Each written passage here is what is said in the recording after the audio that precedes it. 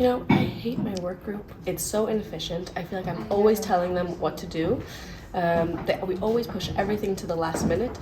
It's horrible working to them. They don't listen to me. We don't communicate. They don't want to do anything, and we never meet as a group, and it's always working by ourselves.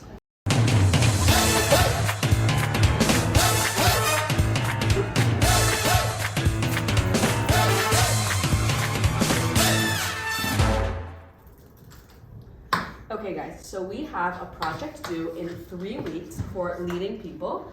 You should do the presentation, you do the video, and you do the report, okay? That's how we're gonna do it. Don't you think I should do the video instead of the report? No, you have to do the report. I don't even know what we have to do. Allegro is supposed to tell us what we have to do, man. I don't know. I don't feel this group very much. Because I did the video for the hour projects and I think it went fine.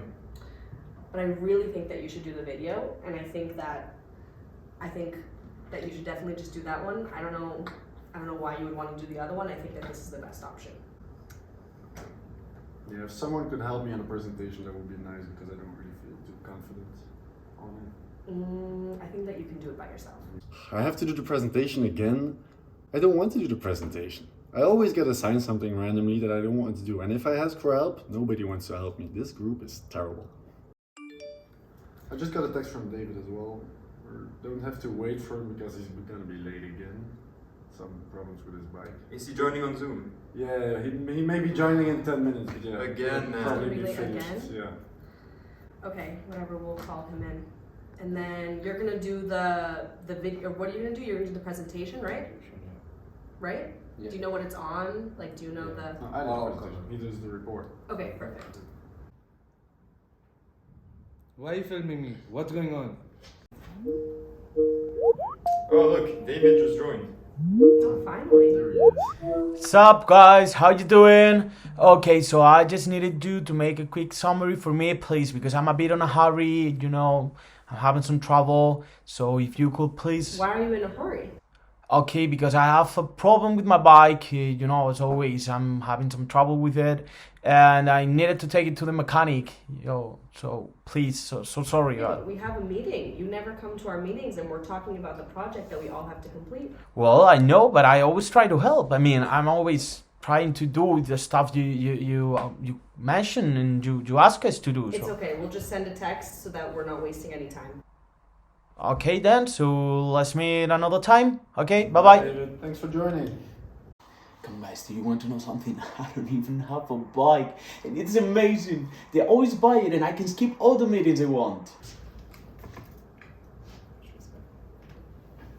Bitcoin is really going up. Okay, you know what? I'm gonna take a break because I'm fed up with this. Oh, yeah. I'm gonna go in the hallway. Yeah, show you with you. Let's talk about the issues that we just saw in this roleplay. We saw no motivation, bossy leadership style, miscommunication, no teamwork, and a mistrust in the leader. So, as you can see in the roleplay, there were negative consequences that affected that singular work group, such as inefficiency, dissatisfaction with the team, lying to each other due to mistrust, a negative work environment, and weak interpersonal relationships. So, if this could happen to just one singular work group, imagine what would happen if it was blown up to a large company and these issues were occurring throughout levels of the company among separate teams. Obviously, these consequences would be blown up to even bigger proportions, and this was the case for Fair House Company. So, in Fair House Company, inefficiency was shown through the inability to find a method in raising the sales number and mimicking Bob's team's performance. There's a negative company culture as the salespeople had concerns with the low salaries and a weak suggestion plan. Their concerns were ignored. Moreover, they felt like the general management was pressuring them with sales quotas and mandatory reports. There's low satisfaction among Bob's salespeople with the general management, as seen in their disparaging comments with the researcher. Throughout the company, there were weak interpersonal relationships, as Bob's district does not feel inclined to help the other districts in improving the performance of the whole company, which should be a common goal shared among the company. Lying is occurring on Bob's side towards Elizabeth, as he does not want her and the general management to find out the actual sales method breakthrough that they discovered years ago. However, the team's dynamic in Bob's group does not mimic the work groups in the role play at all. There are strong interpersonal relationships among them as they talk about spending nights together drinking. The salespeople are more than satisfied with Bob as their leader and consider him one of them. They are efficient with their sales revenue and always performing above the sales quota, and there is trust in the team, therefore no lies, as they all covered Nick's territory when he was sick. Therefore, the problem is Elizabeth, and the general management's leadership style is causing these problems on a large scale. So, how can Elizabeth solve these problems in her corporation? The first suggestion would be for Elizabeth to establish incentives to boost performance of supervisors and salespeople.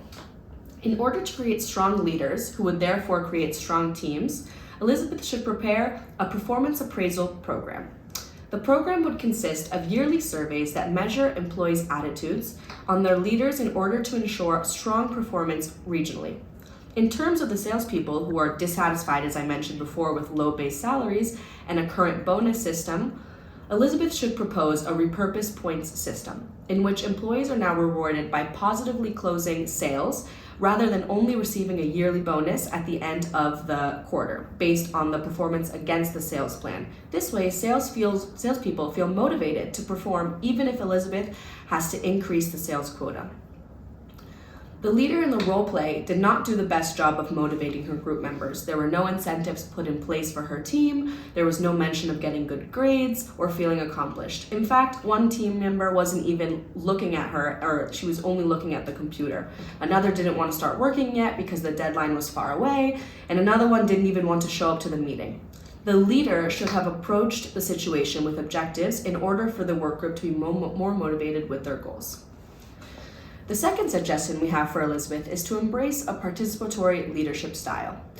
She should focus on motivating her employees intrinsically. Q&A sessions can be held quarterly with the regional managers so that any questions regarding policies can be heard and answered by management.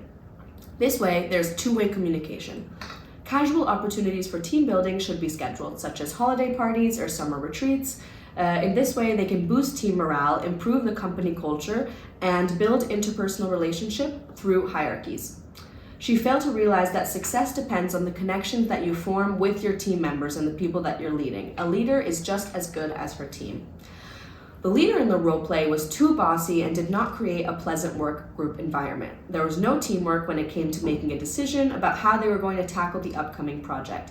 The members' opinions weren't listened to, they weren't taken into consideration at all. It was just one-way communication from the leader to the team. The leader was so worried about doing well and being the boss that she failed to remember that being authoritative in some cases can lead to efficiency, but in others it puts a strain on interpersonal relationship, which leads to inefficiency.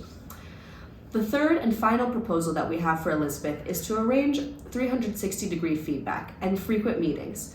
The 360-degree feedback should be introduced in which all employees of all levels are involved and can provide anonymous feedback at any time. This idea gives each employee a voice, promotes recognition of employees by the company, and facilitates the flow of information among the organization. Additionally, Elizabeth should shorten the meeting time and increase the frequency, as Bob's team only meets bi-monthly, and benefits from meeting frequently are shown in the positive comments that Bob's team made by its own team members. The leader in our roleplay did not even try to understand the group members' feelings. For example, when one of them tried to tell her that he felt more comfortable doing the video instead of the report, or when the other team member told him that he would have preferred not to do the presentation, the team members did not have a voice and she was turned into a villain. Leadership management plays a vital role in the company's sustainable growth, just as it plays a vital role in a small work group of 7 people. Leaders like the one in the roleplay and Elizabeth should shift their directive leadership style towards a more participatory one. It's not all about accomplishing goals, but also about forming solid relationships, having open communication, and boosting motivation. This way, everyone can have a team like Bob's.